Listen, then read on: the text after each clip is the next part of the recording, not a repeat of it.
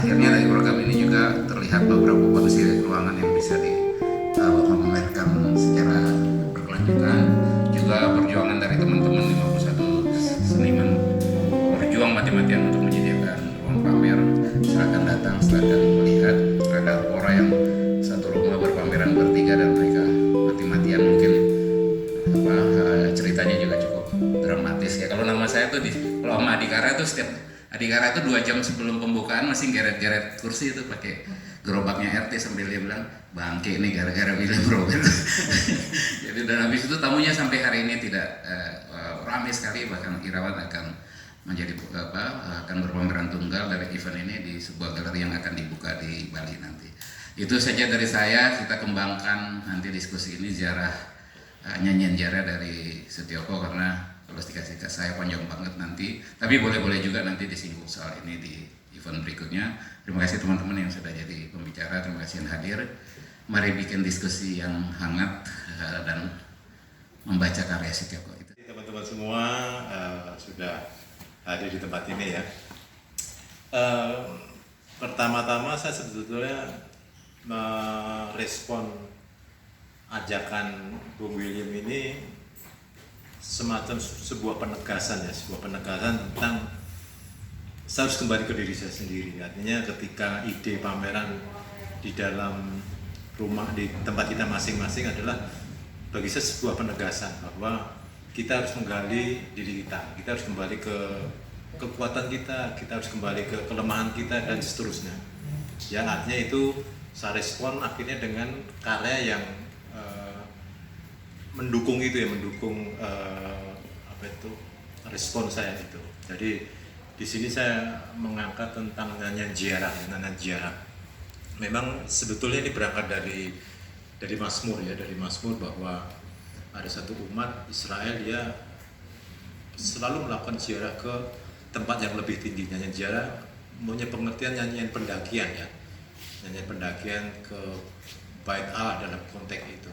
Tapi di dalam konteks karya saya melihat bahwa ziarah itu pengertian memang ke tempat-tempat yang keramat, ke tempat-tempat yang kudus. Tapi saya memahaminya ziarah adalah ke dalam diri saya sendiri, ya, karena di situ kita bisa menemukan banyak hal ya, banyak hal termasuk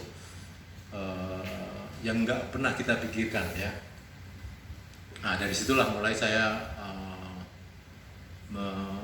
membangun sebuah pameran ya, sebuah pameran, karena sebetulnya karya saya ini udah ada sebelumnya, ini udah ada semua sebetulnya ya. Wajah saya ini udah ada juga, ini udah ada karena saya masukkan ke dalam diri saya sendiri, ke dalam rumah saya sendiri. Memang terjadi banyak persoalan, bisa persoalan ide, bisa juga persoalan visual ya. Seperti tadi udah bicara dengan Mas Irawan, memang ada beberapa hal yang masukan yang sebetulnya juga dalam pertimbangan visual. Saya meskipun ada ide besarnya, tapi visual tetap penting bagi saya ya, karena tanpa visual yang cukup artinya ide atau tema itu nggak akan bisa sampai dengan baik ya. Nah setelah itu saya memulai untuk memahami rumah saya sendiri ya. Sebetulnya tiba-tiba jadi asing gitu ya, tiba-tiba jadi asing, saya bongkar, saya rapi semua, jadi begini gitu. Oke, setelah itu saya mulai menata karena ini semacam satu narasi sebetulnya, meskipun dia berdiri sendiri-sendiri, tapi dia adalah sebuah perjalanan yang melingkar ya, seperti saya memahaminya seperti spiral gitu ya, seperti spiral ke atas sekaligus dia spiral ke bawah juga. Artinya saya banyak menemukan paradok dalam proses pengenalan terhadap diri saya sendiri ya. Dan di sini saya menekankan itu dengan dengan drawing ya. Saya memakai drawing ini sebetulnya kalau anak-anak seni rupa hal paling mendasar sekali ya. Saya kenal drawing itu sejak SD ya. Nggak tahu yang lain mungkin Adhikara sejak SD juga udah mengenal drawing. Sesuatu yang sederhana tapi ketika saya olah itu menjadi rumit sekali ya, setelah saya cetak, setelah saya kembangin lagi kok jadi rumit. Nah, sebetulnya itulah kalau kita mau memahami ke diri saya sendiri, ternyata terjadi kontradiksi antara sisi gelap kita dan sisi terang kita. Nah, mungkin nanti Mas Adaga bisa lebih fasih masuk ke wilayah itu. Nanti mungkin Mas Prisadi juga bisa memberikan penegasan tentang ini sebetulnya perjalanan spiritual gitu ya. Itu ceritanya karena dia ke Malaysia, dia ditanyain apa agama kamu sama pihak imigrasi, ya kan? Kristen, kafir ya? Kristen, kafir itu dia bilang gitu. Makanya saya bilang kafir, tapi dia nyebut saya gay atau terserah umum memang ya. Kalau memang punya banyak pilihan kan lebih menarik ya Mas. Itulah kami akrab, tapi saya kira ini platform yang sangat luar biasa dan ini memang saya kira sudah keniscayaan di abad digital ini. Jadi memang tiba-tiba ruang pribadi bisa langsung besar sekali, bahwa kita diskusi tidak hanya ber-20 atau ber-25 ini, tapi mungkin jutaan orang akan melihat setelah nanti di-upload di dalam dunia digital. Itu jadi suatu yang luar biasa. Baik, saya akan masuk ke dalam Setioko sendiri. Setioko saya mengenal memang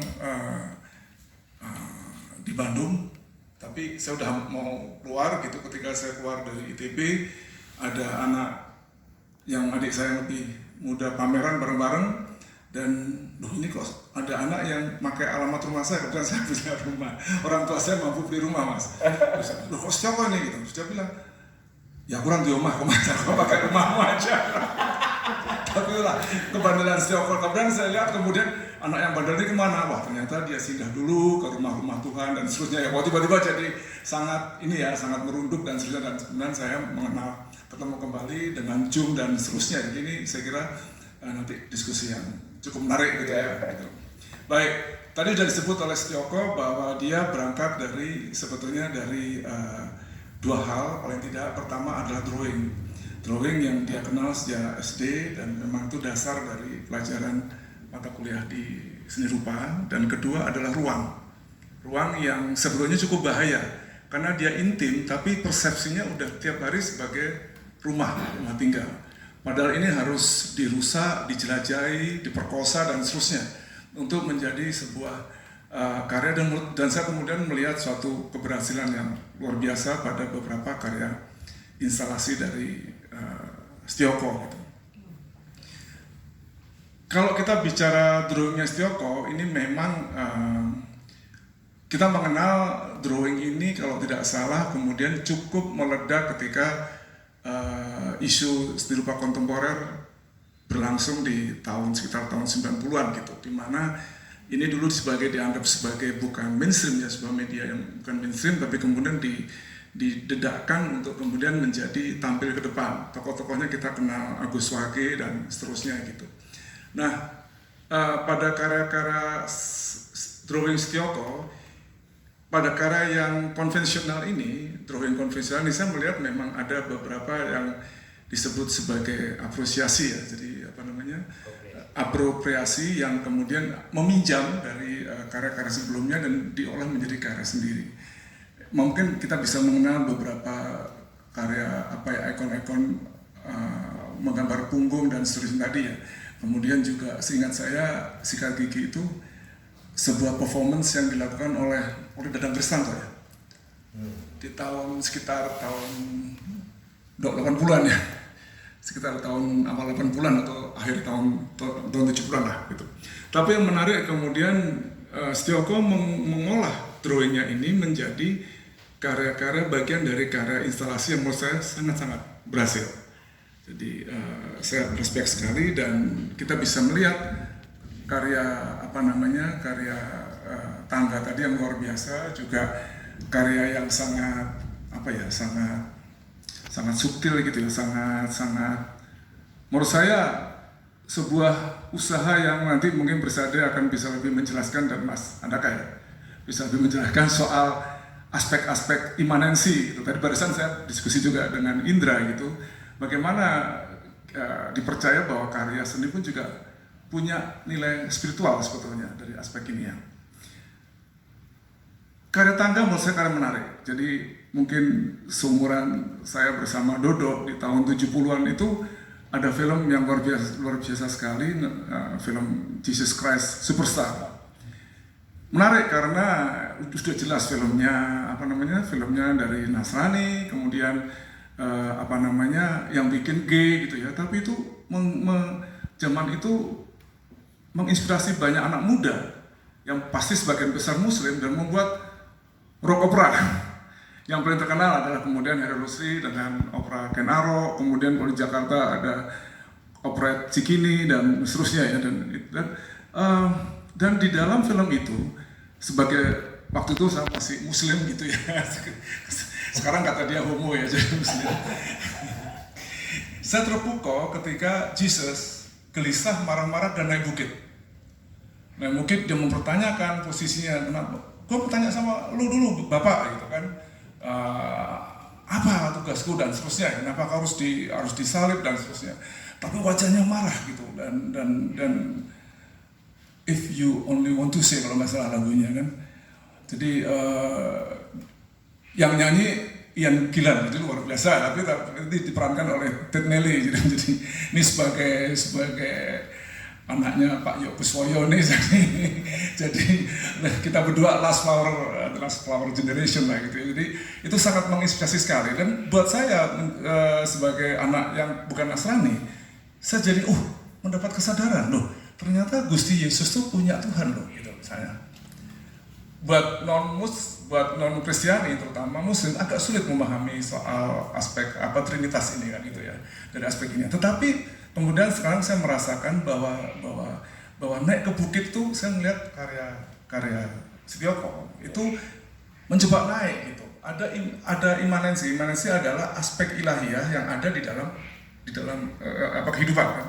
Dan itu dilambangkan oleh tangga ini. Dan ini cukup menarik gitu buat saya. Kemudian ada abu dan kemudian found object yang cukup menunjang gitu dari, tentu ada catatan-catatan tersendiri karena saya pikir nanti bisa secara teknis bisa dimasukkan untuk diperbaiki dan kita bisa upload untuk menjadi lebih sempurna dalam pameran ini. Nah kembali ke dalam tangga tadi tentu menarik juga, ada pertanyaan gitu ya, kenapa Gusti Allah selalu ke atas, kenapa tidak ke bawah dan seterusnya. Saya membayangkan gini Mas Andaga, karya tangga ini kalau itu diletakkan di Pasar Senen, Pasar Basah misalnya, di mana wajah-wajah ini diinjak-injak dan kemudian muncul kotoran, cairan dan seterusnya gitu. Bukankah Gusti Allah hadir di dalam semua kehidupan, termasuk jalan-jalan yang kotor dan seterusnya misalnya. Ini saya kira bisa menjadi sebuah seri tersendiri dari tangga dari karya Setioko dalam mungkin video, instalasi dan seterusnya. Ini jadi menurut saya ini peluang yang juga menarik gitu. Makanya mungkin Mas Andaga dan Prisadi mungkin bisa lebih menjelaskan soal itu. Bagaimana karya seni juga punya aspek spiritual. Tadi saya diskusi dengan Indra, jadi karya tidak hanya berhenti pada visual yang kemudian cantik, apalagi kalau kita diskusi di dalam pedagang-pedagang seni ya, itu kan habisnya pokoknya gimana laku doang gitu kan, tidak dibicarakan lagi bagaimana ini agak spiritual gitu. Loh, saya Dodo itu karena dengerin Kosmos Mas, tidak menjadi radikal. Kalau mungkin masuk wilayah sana mungkin bawa bom juga gitu kan, tapi karena dihidupin oleh kesenian gitu kan, dibesarkan oleh kesenian yang outputnya adalah membangun empati dan seterusnya dan spiritual dalam kesenian, dan saya percaya bahwa sebenarnya kesenian masih mampu menjaga peradaban kita. Saya kira itu yang kesan saya pada awal, nanti kita bisa diskusikan lebih lanjut, tetapi itulah keberhasilan dari karya Setioko, dan menurut saya yang paling menarik adalah karya-karya instalasinya. Nah, untuk dua dimensinya ya sebetulnya cuma satu. Dalam kesenian itu menurut saya adalah bagaimana sih sebetulnya apapun apropriasi ya. Itu juga nggak apa-apa. Persoalannya memperkaya tidak, soalnya dari aspek, walaupun kemudian juga punya hak aja, saya nggak ingin memperkaya, saya tidak ingin terkenal, saya seneng aja kelangenan, nggak apa-apa juga, itu soal hak aja gitu. Nah tapi karya-karya Setioko saya kira tampil kuat justru tadi dia udah jurusnya saya kira tepat. Jadi saya nggak perlu mengulas lebih jauh, yaitu bahwa dia mengenali diri sendiri, mengenali ruang sendiri. Walaupun itu mengandung bahaya karena ini biasanya udah penuh tafsir yang lain kan. Ini ruang tamu, ini ruang apa, tiba-tiba menjadi diri Setioko sendiri. Saya kira dari itu dari saya. Terima kasih, kita bisa diskusi. Terima kasih. Terima kasih Mas Setioko telah menelpon saya pada hari Selasa kemarin. Ini kalau pakai unsur spiritual tadi kayak kebetulan sebenarnya, karena saya bisa ngobrol panjang ya, waktu itu hampir 1 jam ya dengan Mas Setioko. Kita nggak bicara apa-apa, tapi saya senang sekali karena pada hari itu, pada pagi itu 1 jam sebelumnya itu ada sedikit hujan lebat di tengah situasi yang kita hujan lebat di luar. Tetapi sebenarnya ada satu kejadian yang membuat saya jadi banyak berdiam pada waktu itu, dan saya tahu bahwa suatu ketika badai itu akan muncul dan akan berlalu juga. Jadi sedikit ada yang anxiety-nya terganggu. Tapi ketika Mas Setioko telepon itu langsung saya angkat waktu itu. Saya melihat, saya teringatnya itu pameran di PGI sana, karena saya terkesan dengan putar-putar diri dengan berbagai rupa, dan kami sempat ngobrol juga pada waktu ini kan sisi-sisi yang tidak instagramable, tidak ingin orang lain kenal, sisi-sisi yang sebenarnya sangat berbeda dengan profil atau foto-foto yang kita ingin tampilkan di ruang publik kita sebagai istilahnya gitu ya, itu sebagai persona, sesuatu yang wajah sosial kita, sesuatu yang kita ingin sampaikan sebagai bentuk ekspresi atau ya hal yang bisa kita terima kepada orang lain. Dan tetapi Mas Setioko kan mengambil gambar yang tidak lazim, gambar-gambar yang tersembunyi, gambar-gambar yang tidak ingin kita tampilkan, gambar-gambar yang ingin kita sembunyikan, sekalipun emosi pun lebih daripada sekedar ekspresi, dan wajah kita itu lebih daripada sekedar realitas kita ya. Saya termasuk orang yang tidak sering untuk berani selfie, karena saya merasa itu bukan saya yang saya tampilkan di sosial media. Itu bukan foto saya, itu foto itu tidak bisa meng-capture diri saya yang seutuhnya. Diri saya yang seutuhnya itu lebih rumit dari itu. Itu hanya satu sisi aja yang saya ingin sampaikan kepada orang lain, ya keberhasilan, ya kesuksesan, ya kehebatan, ya kepandaian, ya apapun lain yang seolah-olah kita ingin sampaikan kepada mereka. Itulah sisi persona kita. Sementara kalau saya lihat ini kan satu sisi bayangan, kan satu shadow, dan yang istilahnya Jung itu satu yang tidak kita sadari, di luar kesadaran itu, satu yang ya seperti bayangan. Jadi dia menggunakan bahwa setiap orang memiliki bayangan dan dia membawa kemanapun bayangan itu, dan bayangan itu akan semakin kelam, semakin gelap ketika dia dalam tersembunyi. Dan kita berhadapan dengan bayangan-bayangan yang gelap, sisi-sisi gelap yang kita ingin hindari, kita ingin orang lain tidak tahu. Dan pada sisi yang demikian ini saya jadi teringat. Jadi itu berkaitan dengan dimana saya seperti hibernasi ya, tahun 2005 sampai 2012 itu kan saya benar-benar lumpuh dalam pengertian yang fisik ya. Saya nggak bekerja, saya tidak melakukan aktivitas, karena dalam 10 bulan itu saya masuk ICU 3 kali karena kepanikan, karena anxiety, dan saya gampang sekali tersulut anxiety itu. Bahkan saya membaca-baca berbagai pandangan tentang teori manusia, dan apa yang saya baca tentang itu kan sudah 100 tahun sebenarnya Jung itu. Dia sempat lama dengan Foucault selama sekitar 16 tahun ya, kemudian dia punya pandangan yang berbeda, dia punya perspektif yang berbeda tentang manusia itu. Tetapi pandangan itu sejauh mana bisa menolong? Ia menolong saya untuk menemukan sisi-sisi yang tidak kelihatan, tetapi tidak aplikatif. Saya baru merasakan suatu pengaruh yang nyata itu ketika saya membaca gagasannya Lisa Feldman Barrett. Dia seorang yang berpandangan, ada berbagai yang lain seperti Joseph Friedrich dan segala macam, yang menganggap bahwa emosi itu konstruktif.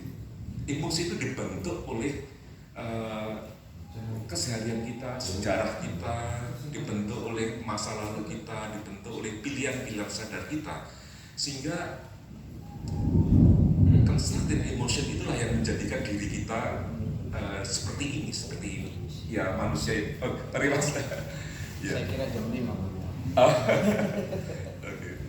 Jadi sisi itu yang apa namanya, si Elizabeth Gilbert itu melihat constructed emotion itu menganggap bahwa pandangan orang tentang emosi dalam 2000 tahun terakhir itu keliru. Dia seorang neuroscientist, jadi dia melihat dari kacamata neuroscience dan dia melihat bahwa pandangan dia tentang emosi itu mengubah banyak hal. Ada satu pandangan dalam Ramayana ya, Ramayana ketika Rahwana yang di Jawa itu istilahnya Dasamuka ya, ada 10 wajah di dalam diri Rahwana itu.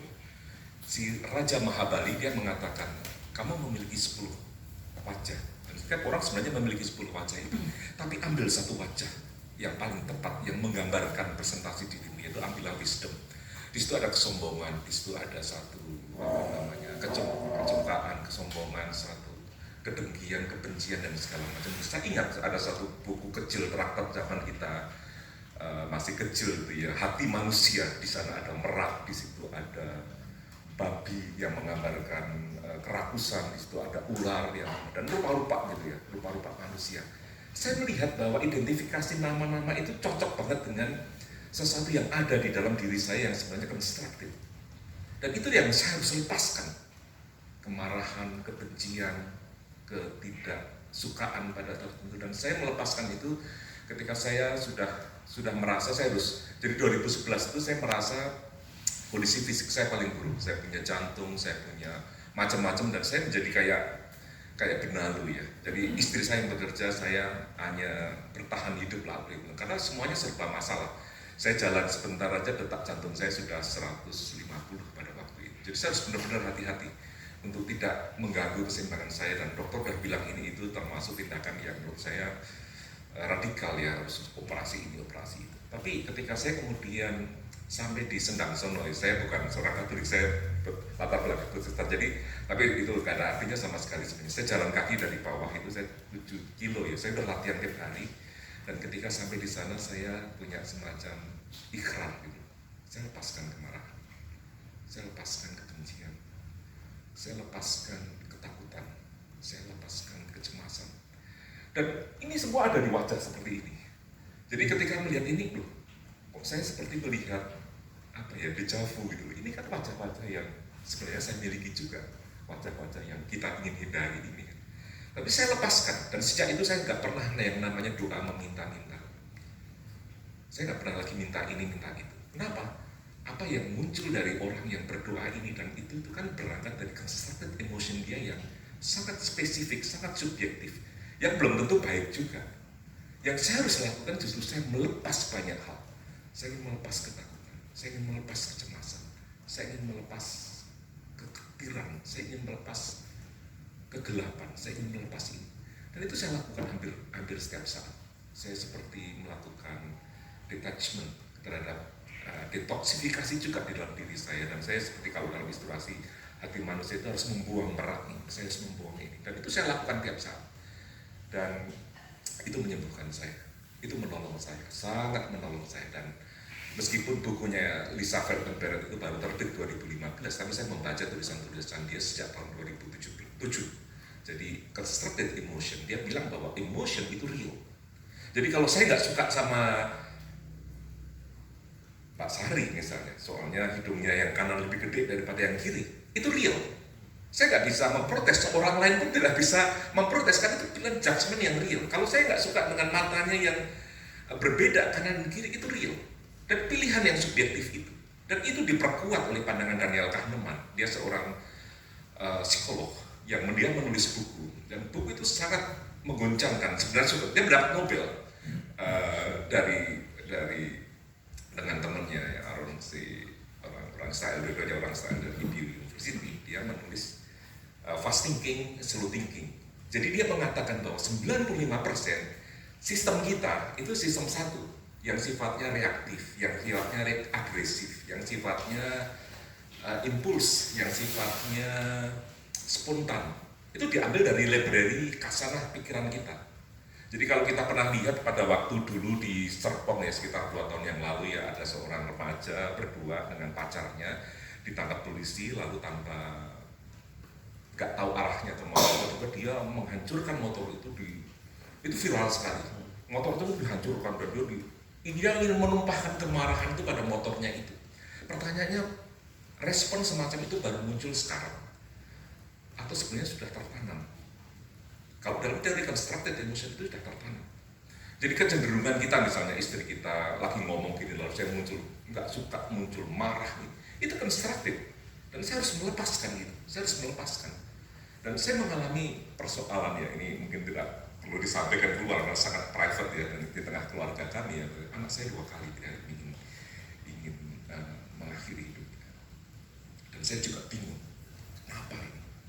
Tapi saya akhirnya menyadari ya bahwa itu suatu momen yang luar biasa. Banyak sekali kejadian yang saya tidak habis pikir ya pada waktu itu. Jadi saya hanya melarang sebaiknya kamu jangan demo yang undang-undang kerja pada waktu itu ya. Terus kemudian kamu bisa ditembak loh kayak Moses Gatut Kaca atau Arif Rahman Hakim. Oh kalau gitu saya punya alasan sekarang supaya saya mati ditembak dan seterusnya. Jadi constructed emotion dia itu luar biasa sekali. Dan itu kenapa terjadi? Itu besar kemungkinan itu dari cara saya berinteraksi.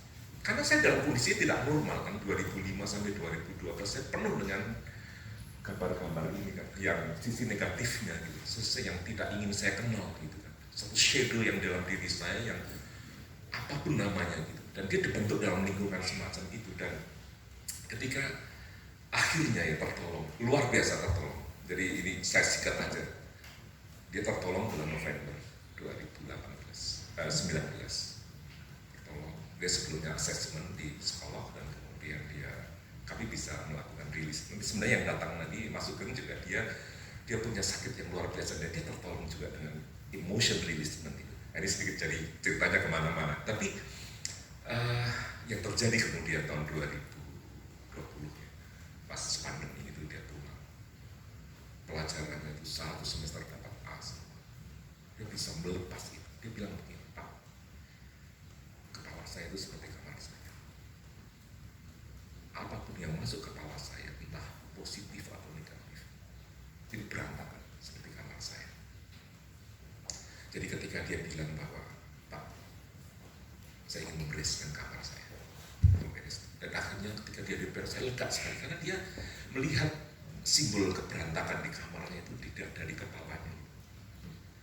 Dan pada waktu itu saya tahu bahwa saya mungkinlah menjadi pemicu di keluarga itu, di keluarga kecil. Nggak ada friksi yang berarti, nggak ada perdebatan yang itu, tapi yang namanya constructive itu kan memang muncul ya. Jadi ketika dia bilang pada waktu dia punya kemarahan yang besar dari saya, orang yang paling saya benci itu adalah kantor.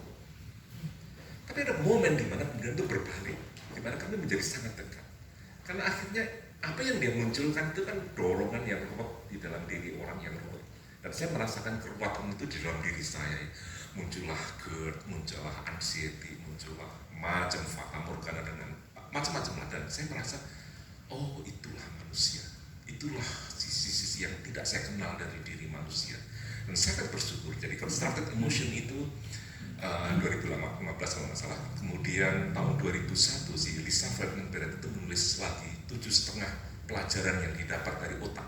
Dia membuat satu kesimpulan yang sangat mencengangkan. Itu pada masa pandemi kemarin dia menuliskan bahwa fungsi utama otak itu bukan untuk berpikir, tidak. Fungsi utama otak itu agar menjaga tubuh kita dalam homeostatisnya, istilah dia allostatisnya. Jadi supaya kalau kita lari, jantung kita berdetak lebih kencang, itu diatur oleh homeostatis kita. Kalau kita sedih, keluar air mata. Kalau kita kedinginan, lalu keluarlah hangat dalam tubuh kita. Dan itu kompleks sekali.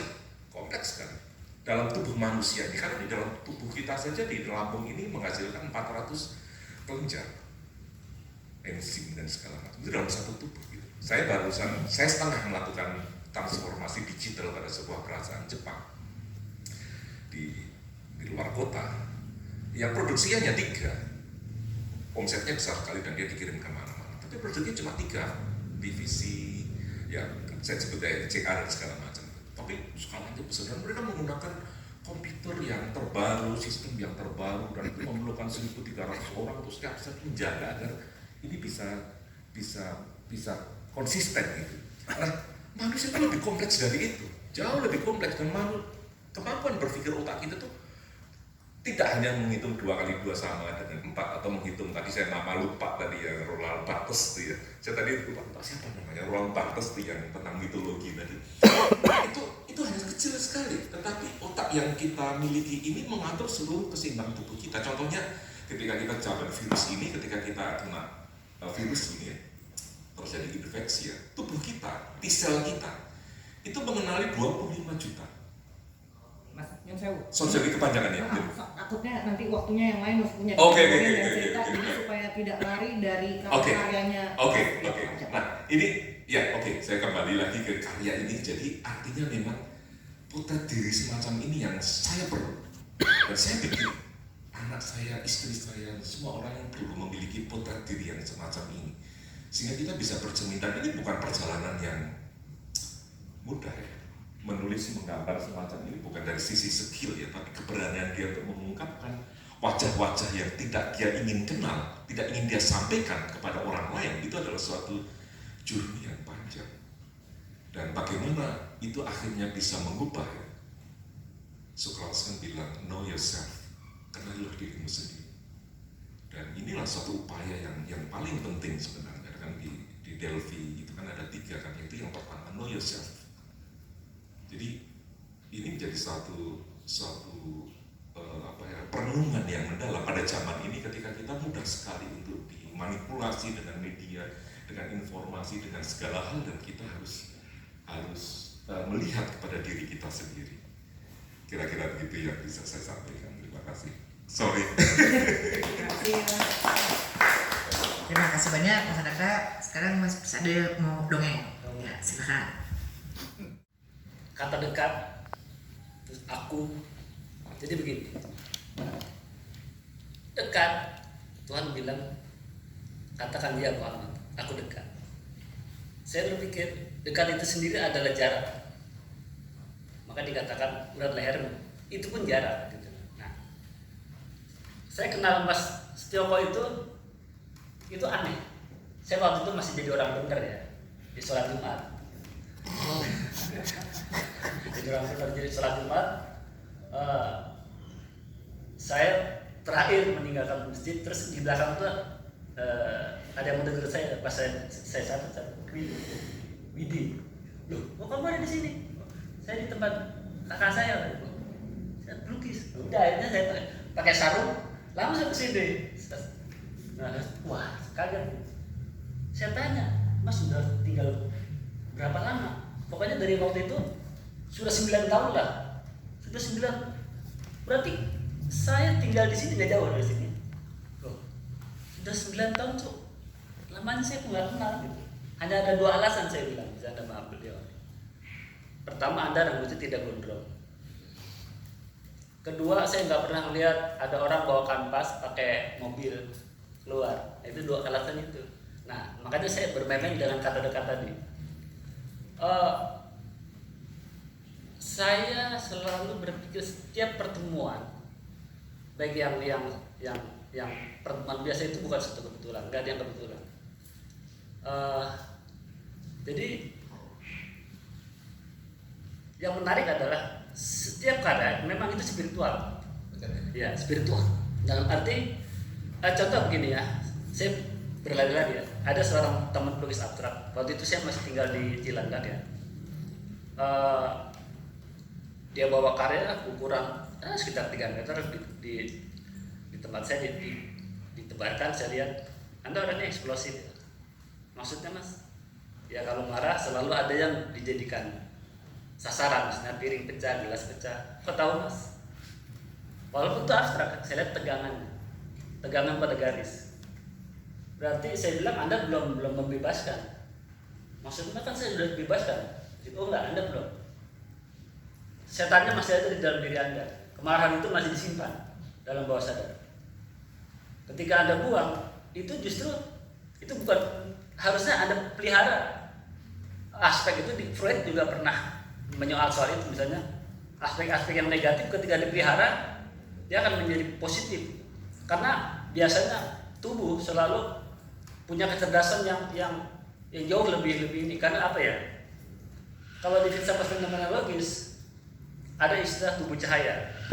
Makanya saya mulai lagi, ini lompat-lompat ya saya ya.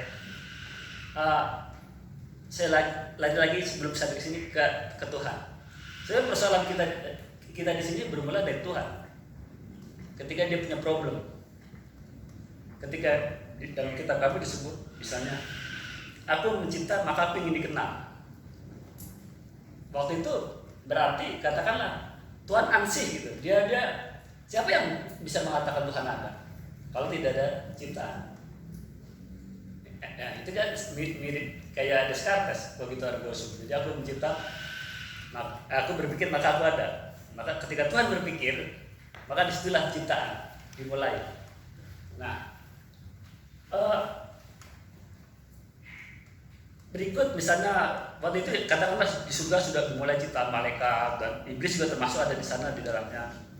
Cuman materinya berbeda. Kalau di agama kami kan iblis itu dari api, malaikat-malaikat itu dari cahaya. Nah, akhirnya Adam kemudian dicipta. Saya nggak ngerti dia ngambil tanahnya dari mana, apa dari Tanah Abang, saya juga nggak ngerti ya.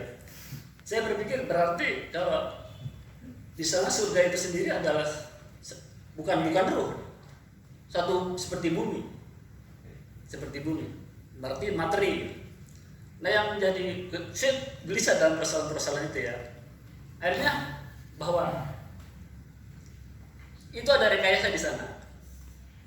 Memang manusia harus menjalani kemanusiaannya di bumi. Makanya di sana adalah tanaman disebut yang memang sudah direkayasa, dia harus karena nggak mungkin kita berada di surga bukan itu hadiah ya. Kalau Adam di sana itu kan hadiah, maka dia harus menjalannya di bumi, harus diperjuangkan. Nah, maka saya lari lagi misalnya ke persoalan-persoalan ini ziarah ya, ke self identifikasi. Jadi sebenarnya persoalan-persoalan spiritual itu memang nggak bisa otomatis ada. Seperti di konsep misalnya di konsep surrealis itu ada disebut otomatisme. Otomatisme mengacu Freud. Jadi bagaimana proses mencipta itu dari bawah sadar tanpa ada pretensi baik buruk, apalagi misalnya kalau ke dunia kita laku atau nggak ada pretensi itu, jadi sedapat semurni mungkin. Akhirnya waktu itu kan dimulai sebenarnya dari dadaisme, konsep-konsep itu. Tapi dadaisme untuk mengeluarkan, untuk mematikan pikiran, dia pakai bius segala macam, maka terjadilah misalnya seniman ketika dalam keadaan tidak sadar dari obat bius terjadilah dia bunuh diri gitu. Karena kan timbul hal-hal yang hitamnya dia. Nah akhirnya surrealisme itu boleh dikatakan tindak lanjut dari dadaisme. Dadaisme itu perang dunia pertama, kalau surrealis tahun 24. Jadi otomatis itu sendiri sebenarnya kalau di tasawuf itu ada juga, itu bawah sadar yang akhirnya balik lagi ke surrealisnya. Jadi surrealisme itu mereka tanpa obat bisa, tanpa dipancing oleh apapun. Jadi akhirnya otomatis ini melahirkan misalnya kayak Miro, terus Roberto Tomata, Masong, itu surrealisme termasuk Miro. Kalau surrealisme yang ilusionis, yang bermain ilusi, dia Magritte, terus Dali termasuk, terus Paul Delvaux, dan masih banyak lagi. Nah kembali lagi jadi itu kalau menurut saya ini saya lompat-lompat ya, maaf ya. Jadi karena waktunya pendek, seperti misalnya gini, kalau saya bilang kita semua adalah kafir. Kafir itu istilahnya cover. Jadi kafir, nggak ada kita semua kafir, siapapun ya. Saya beda, saya pemusrik. Jadi kafir itu maksudnya gini, kita kembalikan ke asal katanya. Dia itu cover. Misalnya tubuh itu cover daripada panca indera. Panca indera itu adalah cover dari jiwa. Jiwa itu cover dari ruh. Ruh itu cover juga dari aku di Tuhan. Kan sebenarnya itu. Jadi lapisan-lapisan. Nah, kalau buat kaum yang bener itu kan cover tahu sendiri berbeda, yang berbeda dari dia. Kalau menurut saya kita cover kafir. Nah, kembali ke Mas Joko, kenapa dia sebut ziarah? Dia memang ziarah ke dalam ya. Pengertian ke dalam itu kan sebenarnya balik lagi ya. Seniman itu kan siapapun dia membacanya itu dari lukisan, dari gambar. Gitu. Persoalan itu begitu, dari gambar, dari tegangan-tegangan. Seperti juga saya lompat maaf. Jadi saya pengen menggambarkan bagaimana soal spiritual ini, persoalan spiritual. Jadi misalnya kayak Pollock ya. Pollock waktu dia masih tinggal di New York, dia udah dikontrak sama Peggy Guggenheim. Itu ya udah abstrak, dalam pengertian abstrak ya. Pollock melihat saya masih ada problem nih sebenarnya. Kalau orang biasa melihatnya kan bagus tidak pilihan itu. Tapi buat lukis yang itu dia lihat saya ada masalah, bukan soal kualitas. Pollock sangat kualitas. Tapi Pollock lihat saya tegang gitu. Akhirnya dia dengan siapa tuh Le Krishner itu ke kotak kecil, saya lupa nama kotak kecilnya. Dia gelisah, ada sesuatu apa gitu. Dia orangnya eksplosif. Dia lihat karya saya itu tegang sekali gitu. Jadi masih ada hantunya di sana, Pak. Jadi ketika dibebaskan itu problem tetap problem. Makanya biasanya balik lagi kayak Nasar tuh setelah melukis dia selalu membaca. Afandi juga begitu, kalau habis melukis dia membaca dirinya. Karena kata menurut Nasar, waktu saya berkarya saya tidak mengetahui siapa saya gitu.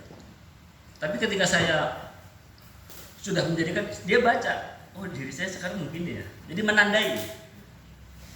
Jadi ada semiotik di sana. Jadi dia menandai dirinya.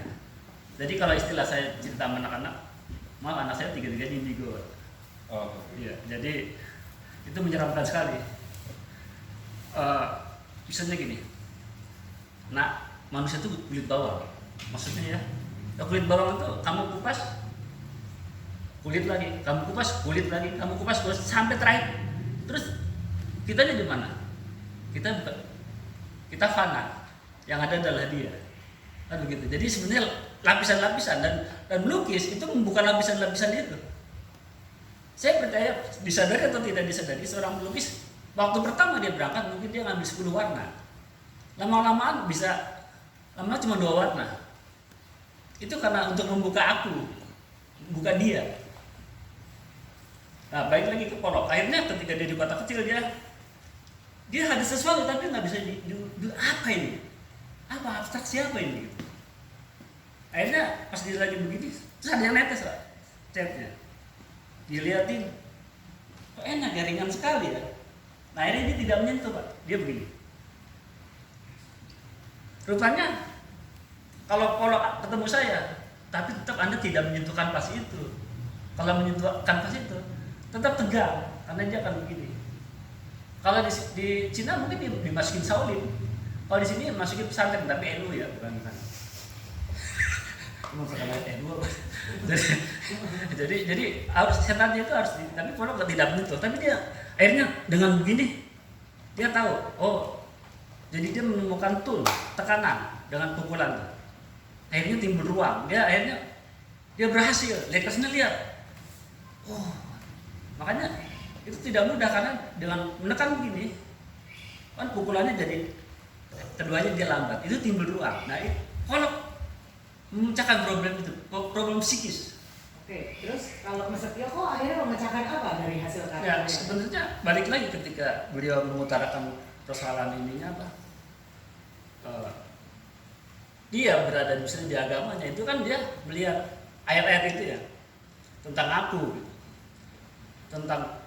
Karena kita juga nggak kemana-mana kok, bukan keakuan ya, maksudnya untuk mengenal dia itu dia harus masuk ke dalam. Makanya Anda lihat nih, sepeda itu tadinya pas, oh iya benar, saya lihat, oh memang harus ke dalam ya. Sepeda itu kan tidak keluar, dia ke dalam. Ini kayaknya nggak mesti naik nih. Nah ini menarik tadi, saya ingat kenapa kita mesti naik ya. Memang belakangan saya berpikir soal ruang, Pak. Kita tertipu soal atas dan bawah sebenarnya. Jadi Tuhan selalu kita pandang di atas. Karena kenapa? Itu otomatis karena kita hamba. Jadi kita begini. Padahal tidak di mana-mana. Ya di dirimu. Di rumah mana ya dirimu setelah kamu meninggalkan dirimu. Kan begitu.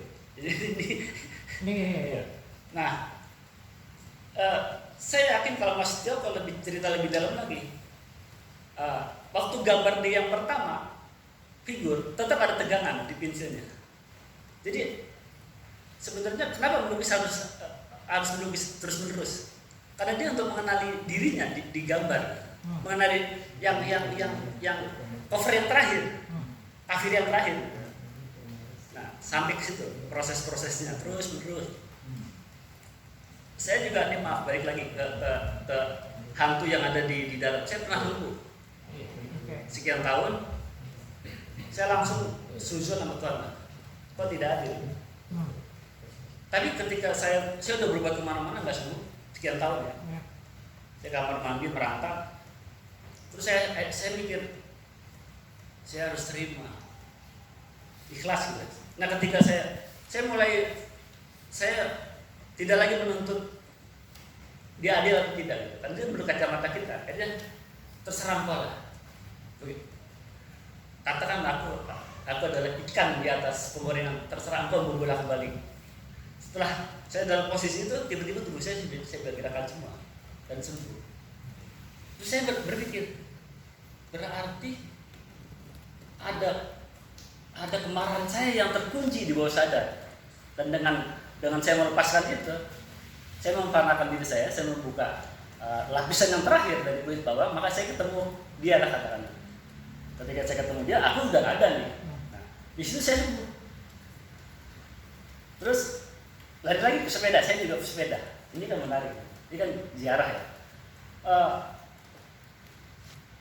Saya biasa touring ya, misalnya diundang ke Indramayu untuk ngomong begini juga, saya goes ke Majalengka. Terakhir ke Majalengka, goes. Saya pas goes itu saya merasa yang pertama kan saya juga ada goes, saya bilang, nah rahasia goes bukan masalah kuat. Jangan pernah kamu meninggalkan rumah. Maksudnya rumah apa mas? Diri kamu. Oh, diri kita rumah? Iya, bukan rumah ini, diri kita. Maksudnya, ya kalau kamu goes, bukan untuk aku, bukan untuk kuat, bukan. Kamu kenali, kamu harus berdamai gitu. Baru kamu ntar sampai di sana gitu. Jadi dengan kata lain, Mas Prisade menganggap bahwa karya-karya dari Mas Setioko ini bisa dipersonifikasikan kepada diri karena ada pelepasan di situ. Iya. Ya kan? Dari segala kegilaan, dari segala kekafiran dengan berbagai macam wajah. Itu yang Ya, kalau mau saya disampaikan. kalau ada orang kan bilang, kalau orang udah sampai syar'i nggak perlu dijalan, ya udah merangkul. Setuju. Jadi merangkul, menyatukan. Jadi bukan membuang, gitu, menyatukan. Nah saya yakin Mas Tiopo juga ada di sana gitu. Dia membuang. Dia bukan membuang, dia merangkul, menyatukan. Jadi jadi iblisnya tuh memang sudah kan sebenarnya gini. Kejatuhan daripada iblis itu kan karena ego dia, karena dia tuh asalnya dia merasa lebih mulia dari tanah kan. Adam pun itu syahwat, karena syahwat. Kan lucu kalau ada agama tetangga ya misalnya itu kesudah mau buat ini prostitusi misalnya. Ya itu mah orang gila ya. Iya. Seperti itu. Tapi juga ada kejatuhan Adam karena itu kan. Iya. Ya kan? Jadi sebenarnya emang begini loh. Saya pernah ketemu seorang sufi ya. Dia biasa pakaian biasa. Saya ke tempat teman saya, dia mendekat saya begini, nempel. Saya tahu Anda siapa. Terus dia ngomong, Pegang ini. ya. Saya Terus kan dia ngomong ya. Ya. Terus kan dia ngomong tuh. Ya. Ngomong hal-hal yang tasawuf saya. Apa kita pernah bertemu? Oh, enggak pernah. Kenapa Anda mengetai saya? Dari gerak. Apa maksudnya dengan gerak? Itu adalah batinnya. Terus maksudnya itu yang memelihara, dia bilang memelihara. Jadi Anda tuh memelihara tubuh, tentu juga memelihara rohani. Kesatuan itulah hasil langsung. Jadi saya mikir, aneh ya.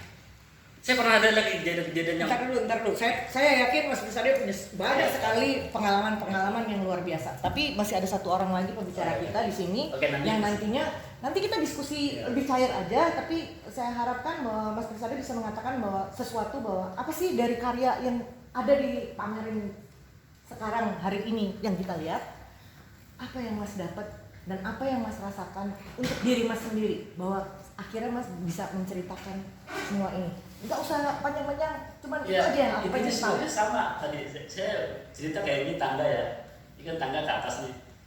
Jadi kita memang sebelumnya saya kan bantu display, jadi tangga ke atas itu kan sebenarnya tangga bukan ke atas dalam pengertian harfiah, dia transenden, jadi kita di dalam Tuhan gitu kan. Kalau iman itu Tuhan dalam diri kita. Jadi kayak ini kan artinya ini seperti itu. Jadi ini adalah metafor sebenarnya. Makanya tadi saya ngomongin misalnya kayak sepeda itu. Jadi orang yang tahu dirinya bersepeda sendiri adalah sebenarnya mengenali dirinya, mengenali batasan-batasan siapa gue gitu loh. Jadi ketika orang sudah tahu dirinya, seperti juga Yesus pernah bilang, kenalilah kerajaan Tuhan dalam dirimu. Jadi untuk mengerti Tuhan, kenal juga kerajaan. Maksudnya kerajaan Tuhan, Muhammad bilang, kenalilah dirimu sendiri, maka kau mengenali Tuhan. Bukan begitu, sebenarnya inti dari lukisan ini semua kan begitu. Seperti ini. Ini kan ekspresi-ekspresi itu kan, itu juga cover dari keadaan kegelisahan itu. Cermin buat Mas Tioko.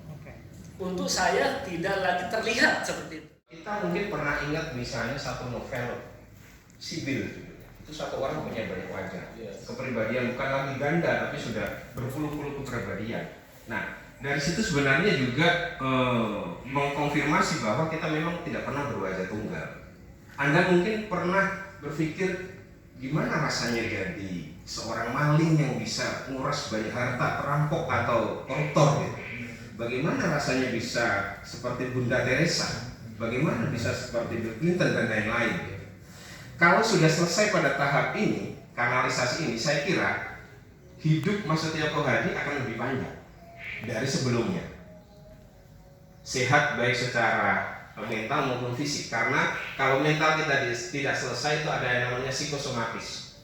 Hal-hal yang kemudian mempengaruhi kinerja tubuh kita, metabolisme kita, entah tiba-tiba kita ginjalnya bermasalah, hatinya bermasalah, hati dalam pengertian liver ya, bukan hati yang lain yang abstrak itu.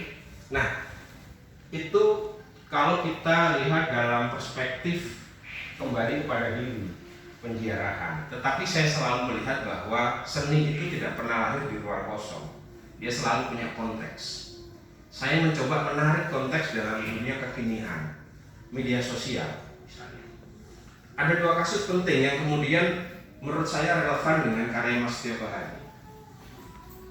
Teman-teman di sini mungkin masih ingat kasus seorang ustadz memperkosa 14 santrinya, 9 sudah melahirkan, 8 dikoreksi, dan yang 3 hamil, dan yang 1 2 lagi kita tidak tahu.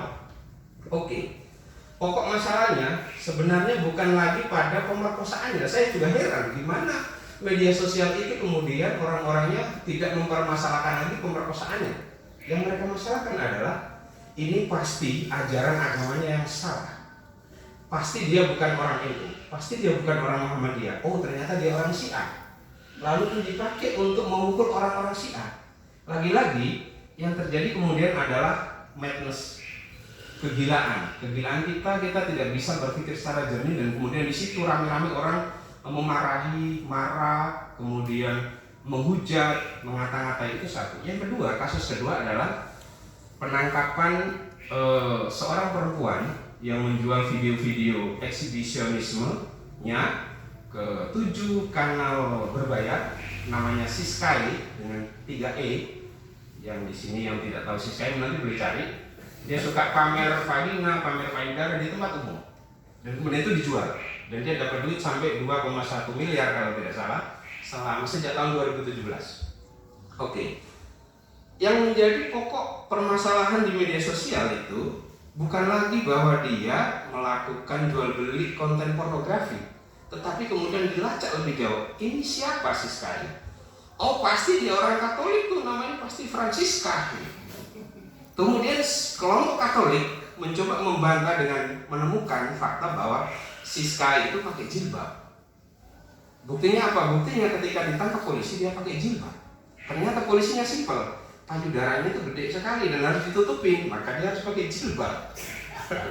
Nah, yang konyol kemudian adalah tidak lagi kita pada substansi masalahnya, tapi kemudian kita itu tadi saling menghujat, saling marah, saling menafikan.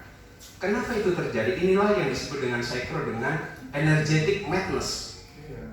Di media sosial itu yang terjadi kegilaan yang sangat energik dan tidak ada habisnya. Bagaimana cara menyembuhkan mereka? Tidak bisa. Mereka harus diajak ke sini untuk melihat lukisan ini, untuk kemudian satu-satu mengupas kulit bawangnya masing-masing, satu-satu jujur pada dirinya sendiri. Apa masalahmu sebelum dia posting di media sosial? Orang-orang ini adalah orang-orang yang bermasalah dengan dirinya sendiri dan kemudian butuh kanalisasi, tetapi tidak cukup jantan untuk menghadapi kenyataan, sehingga dia cenderung menyalahkan keadaan, menyalahkan orang lain, menyalahkan kelompok lain yang dianggap itu menjadi biang kesengsaraan dia. Padahal sumber kesengsaraan dia itu ada pada dirinya sendiri. Nah, sekali lagi inilah pencapaian Mas Setioko yang menurut saya menjadi kunci bagi kita juga untuk merenung bahwa marilah kita berbicara pada diri sendiri sebelum kita menyalahkan orang, sebelum kita menilai orang. Mari kita kemudian berbicara kepada masa lalu kita. Masa depan itu nggak ada. Masa depan itu sangat abstrak, yang kita miliki itu masa lalu. Nah, ketika kita sudah selesai dengan masa lalu, hari esok kita itu akan lebih terang. Saya kira itu saja singkat. Terima kasih. Terima kasih buat para pembicara. Kalau saya boleh sedikit merangkum dari pembicaraan bapak-bapak yang mulia yang duduk di depan ini. Mulai. Sebentar, harus copek. Rokoknya nanti mati. Rokok lagi gampang baru beli yuk, tenang, rokok murah. Jadi dari hasil rangkuman saya mudah-mudahan bisa bahasanya lebih mudah karena saya bukan orang pintar seperti bapak-bapak sekalian. Saya Dukun maksudnya ya. Saya dukun beranak, dukun punya anak. Bahwa karya-karya kacamata kundi. Nah, lihat, mau tak diambil. Nah,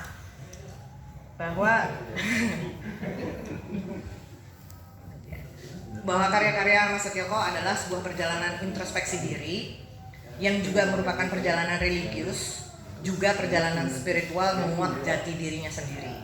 Bahwa karya-karyanya bukan sebuah karya sosial biasa yang ditampilkan untuk umum. Karya-karya Setioko melepas atau detoxing emosi-emosi yang membelenggu dirinya sendiri. Bahwa karya-karyanya mengacu kepada diri sendiri sehingga orang yang melihat bisa menyamakan bahwa pengalaman-pengalaman yang dialaminya itu adalah pengalaman diri masing-masing siapa yang melihat karya-karyanya. Bahwa nantinya karya ini bisa menjadi pengobatan buat orang-orang yang mengalami problem-problem, itu bonus buat orang lain. Dan itu juga mungkin kalau kita adalah orang yang percaya atau kafir atau musyrik atau lain-lain sebagainya, mungkin juga bisa menjadi pahala kalau masih percaya pahala kepadanya, bahwa apa yang dilakukan oleh Mas Setioko ini adalah salah satu obat untuk diri sendiri, tetapi juga bisa mengobati orang lain. Itu yang bisa saya rangkum dari pembicaraan kita hari ini. Dan selanjutnya mungkin kalau ada diskusi mau tanya jawab kepada sang penggambar atau masing-masing pembicara, monggo. Tapi saya batasi mungkin cuman sedikit masing-masing sedikit-sedikit aja ya. Kekuatan drawing itu yang misalkan tadi yang dibayangkan oleh Mas, saya barangkali sama, sebenarnya merekam diri, bisa merekam peristiwa, merekam diri, dan merekam banyak hal. Terus seringkali harus seperti perang gitu loh. Saya harus menguatkan kualitas visual atau menguatkan bagaimana merekam peristiwa, merekam diri dan segala macam. Di beberapa pameran drawing di Bandung waktu itu sempat kita juga membicarakan soal itu. Akhirnya kemudian ya jebakannya lagi-lagi, jangan-jangan kita masih terjebak pada banyak framing soal apa bedanya sketsa dengan drawing dan selanjutnya gitu. Jadi semua level itu seringkali bagi seniman, bagi perusahaan, cara pandang kita tentang dunia, tentang diri kita, tentang sesuatu yang apa ya menjadi penting untuk kita bicarakan itu seringkali kemudian harus bertempur juga pada layer lain. Misalkan saya bekerja sebagai seniman kontemporer atau seniman apa dan selanjutnya, atau juga sampai pada tahap kebutuhan kita dikonsumsi oleh siapa. Hingga misalkan kalau kita melihat bahwa banyak kerja-kerja seni yang cenderung mengedepankan untuk bisa dipahami publik misalkan, bukan untuk dipahami oleh individu misalkan atau personalitas gitu. Tidak memakai cermin, dia memotret. Dia sebenarnya kalau mengandalkan potretnya itu dia udah modern banget. Jadi dia hanya mau memperlihatkan bahwa keterampilan ini loh, kenali dirimu. Aku bikin potret ini. Aku nggak pernah bikin potret sebagus ini sekarang. Lo gambar, potretku udah Picasso semua wajahnya. Jadi kayak gitu. Artinya bagaimana kita akan bicara tentang abstrak yang merajalela di ini. Aku belum satu persatu datengin. Ini yang abstraknya, abstrak. Tapi dia udah bertobat.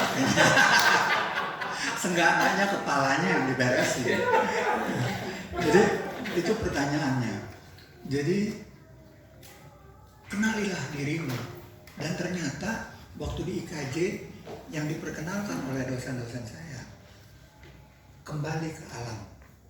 Saya nggak tahu dari dulu kembali ke alam. Apa kembali ke alam? Pada saat kita melukis di Kalibaru, kamu nggak usah melukis dulu, main-main dulu dia ada. Oh gitu.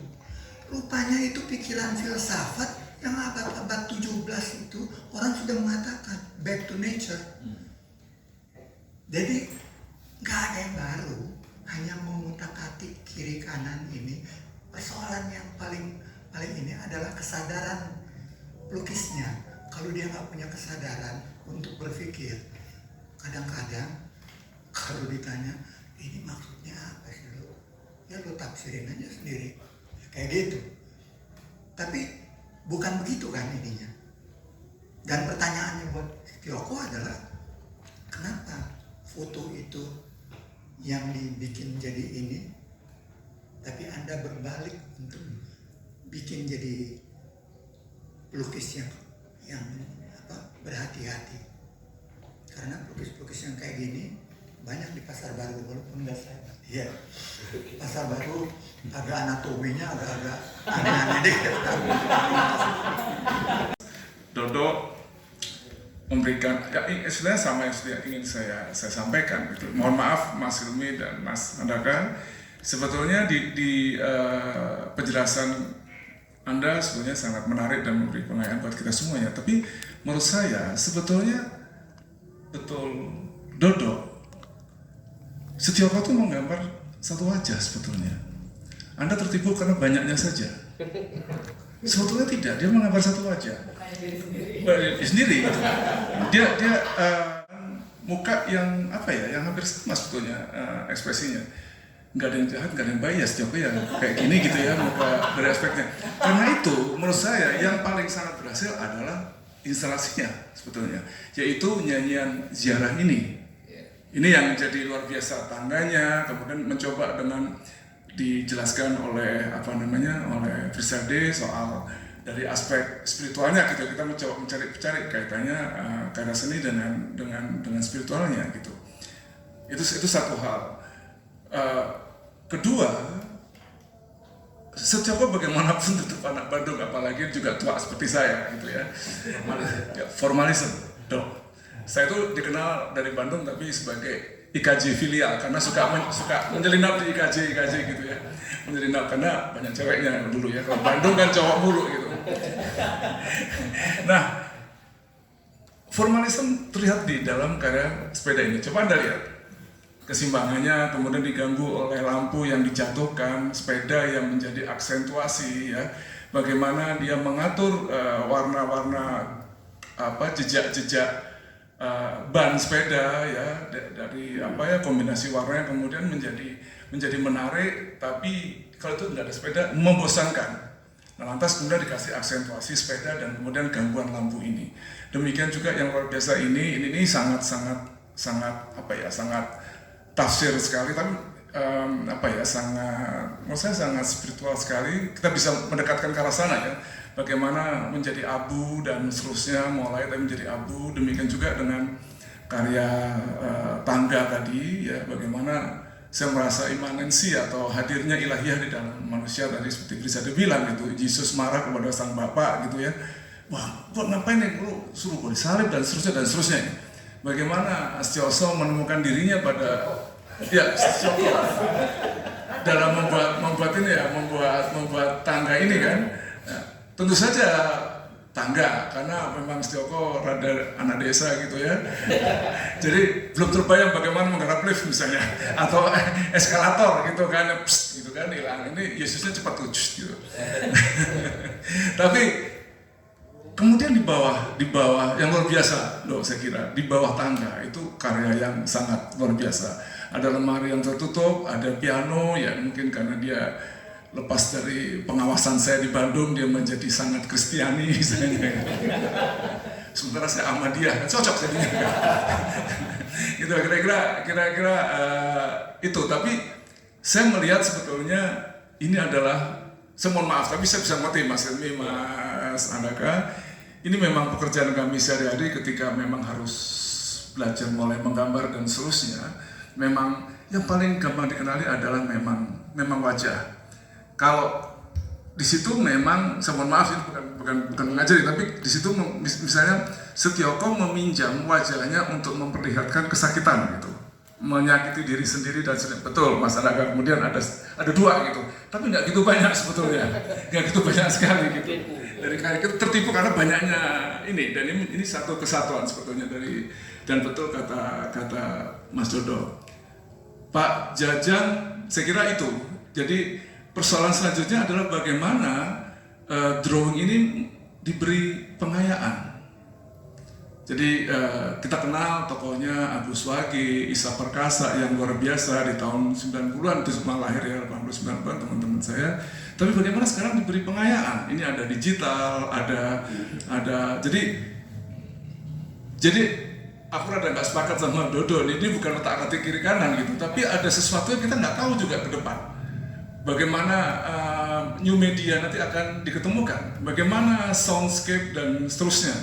Drawing apakah bisa berkelindan di situ lagi, drawing nanti di udara, sekarang kan bisa aja dengan pena, cahaya dan seterusnya, itu menjadi peluang-peluang yang saya kira ke depan juga akan punya peluang-peluang lah gitu loh. Jadi menurut saya masa depan sangat menarik gitu, dan saya sangat sedih karena kita saat ini sangat konservatif, menganggap kebenaran hanya ada di masa lalu. Itu menurut saya malah, tapi ini sudah di luar konteks ini lupa ini. Makasih saat itu. Pembuat karyanya selalu menjelas-jelaskan gitu ya, tetapi sekarang udah hak publik ya, tidak harus menerima sesuatu yang dijelas-jelaskan oleh pembuat karya itu ya. Saya menangkap ada penguasaan 2 titik pendulum yang disampaikan lewat karya-karya ini ya. Sebetulnya saya tahu dari medsos terlebih dahulu ketika ada satu yang kosong di antara sekian banyak wajah itu.